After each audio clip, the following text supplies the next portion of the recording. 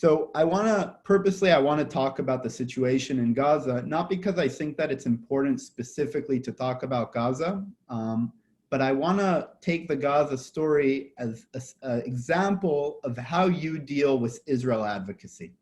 So when you see this photo, what does it look like? This is a great photo.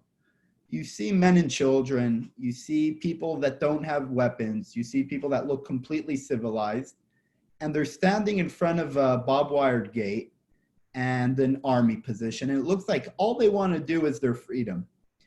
And what you guys are going to be dealing with in college campuses and universities are pictures. You're not going to be dealing with a list of facts. No one's going to be giving you a piece of paper that says, these are the facts about Israel, these are the facts about Palestinians. People are going to be showing pictures. And pictures are so easy to change around, and pictures are so easy to manipulate.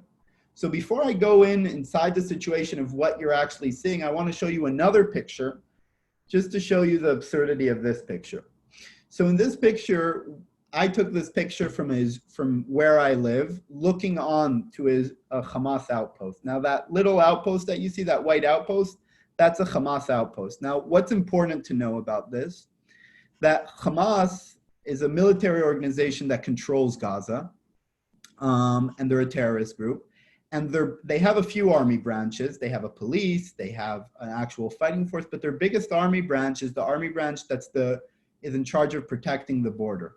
Now, why are they in charge of protecting the border? Are there any Israelis who are trying to get into Gaza? No, there aren't any Israelis who are trying to get in. They want to make sure that none of the Gazans leave Gaza, because they know that the minute that people from Gaza who are suffering so much from this dictatorship rulership are trying to leave the territory, so it will cause panic among the people and it would hurt them. So if we go back again to this photo, and you're going to go to campuses and people are going to say to you, there is a blockade on Gaza. People are not letting Gazans leave. And the simple truth about it is that at the end of the day, the people who most want this blockade and most don't want the people to leave are Hamas themselves. And they are the ones who are scared most about these people getting close. Now, I experienced these kinds of protests many times. I'll explain what they are. Hamas, who's trying to gain support around the world, which you'll see in Israeli campuses, they want to do these events for one reason, because you could take great photos from these events. And basically what they organize is they organize every Friday. They bring thousands of Gazan citizens, forcing them to come, meaning it's not something that they come voluntarily. They're poor in Gaza, buses come, offer them money, basically push them into the bus to come and protest. And you'll see a huge gathering of people. And then you'll see that there are people who are controlling how close you could get to the gate. And they're sending off people to try to provoke Israeli soldiers. And what happens is that they're all dressed as civilians. They're all dressed as people who don't look like they're terrorists, but suddenly they could pull out a grenade, suddenly they could pull out a gun and they could throw it at you. And I had a lot of instances where I was lying on these mounds of dirt, like you could see there, and suddenly a grenade blows up right next to you. Now, what do? You're lying there right in front of you and you see a lot of civilians all around you. And you know that there's people that are throwing a grenade on you. Your life is in danger. What do? What is the right situation that you deal with? So just to give you an example of how Israel deals with these situations, on our guns, they put these special scopes that were cameras. And Israel was so scared that we would by mistake shoot someone, not justifiably, not for the right reason, that we weren't allowed to shoot if our cameras weren't working.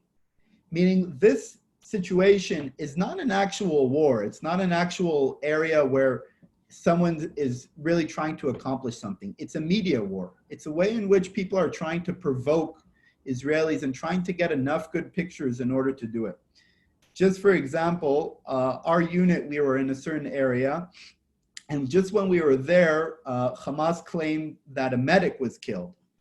And we were all interrogated. The Israeli army wanted to understand what was going on and what happened. And basically what happened is that from the rocks and the tear gas that they were shooting, this medic was killed, meaning they killed their own medic, but they tried to blame Israel for it. So it's all a game and it's all a show in order to try to show Israel in a certain light. But the reason it's important for me to say it, and the reason also specifically I'm not giving facts and I'm not giving you all the information, is that I think that the story in the Gaza border is exactly a representation of what you're going to be dealing with on college campuses. And the thing is that when you're going to be coming to college campuses, and as I said, and people are going to be presenting in front of you photos, and there are photos. There's photos of buildings that have been destroyed, and there's photos of children that are killed. There are many, many photos. And some of those photos aren't lies.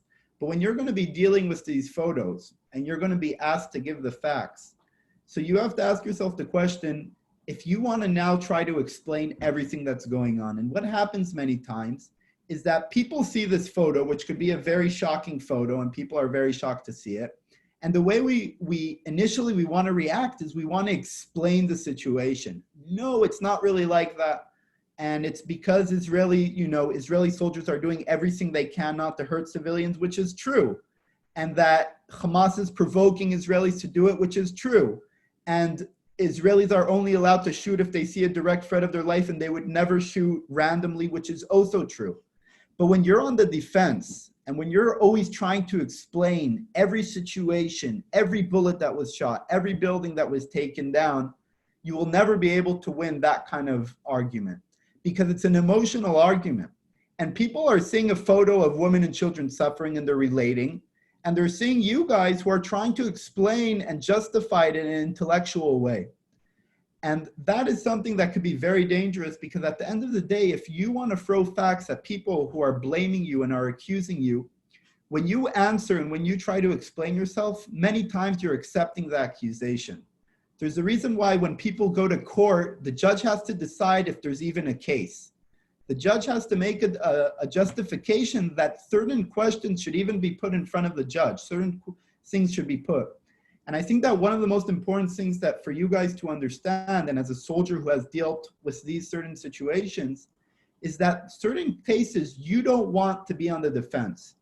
I could give you a lot of facts here about how I was many times close to death just because people were throwing at us a grenade and there was a little child or a woman standing in front of us.